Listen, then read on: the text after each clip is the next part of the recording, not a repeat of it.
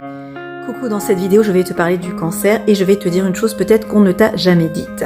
Est-ce que tu as constaté, notamment chez les femmes qui ont un cancer du sein, que souvent il y avait un lien avec une problématique? Et cette problématique, souvent, c'est « je n'ai plus assez d'argent » ou « mon mari a perdu son emploi ». Est-ce que j'arriverai à joindre les deux bouts? Est-ce que j'arriverai à payer mes factures, à payer ma maison? Souvent, ces femmes qui ont un cancer du sein, eh bien, quand tu poses un peu des questions, il y a eu un moment la peur de se dire « je n'ai peut-être plus assez de ressources pour nourrir mes enfants ». Et ça va se loger où? Dans le sein. Pourquoi le sein? Parce que le sein, c'est la nourriture, c'est le lait.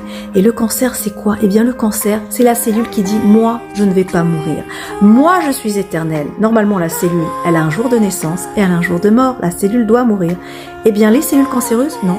Elles décident de vivre à jamais et elles décident d'être éternelles. Parce que normalement, il y a l'apoptose. L'apoptose, c'est la cellule qui doit mourir.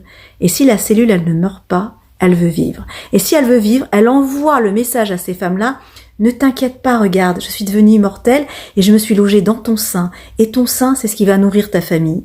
Alors tu dis, mais ça n'a rien à voir. Moi, j'ai perdu mon boulot, je sais pas si je vais pouvoir m'occuper de mes enfants. Quel rapport avec mon sein?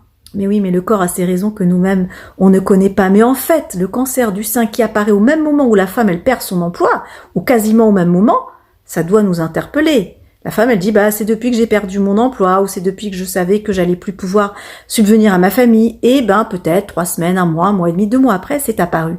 C'est quand même assez étrange. Mais en fait, dis-toi juste qu'au moment où ce cancer apparaît, c'est le corps qui t'envoie un message pour te dire, t'inquiète pas, je suis solidaire avec toi. Et ma façon de te montrer que je suis solidaire, eh bien, c'est en te montrant que les cellules, elles sont immortelles. Alors, je sais bien que c'est pas pris comme une bonne nouvelle d'avoir un cancer du sein.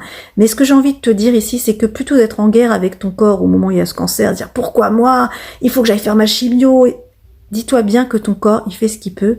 Et c'est sa façon de te protéger. Parce que peut-être que s'il n'y avait pas ce cancer, peut-être qu'il y aurait eu autre chose. Il y a même des gens qui pensent à quitter cette planète.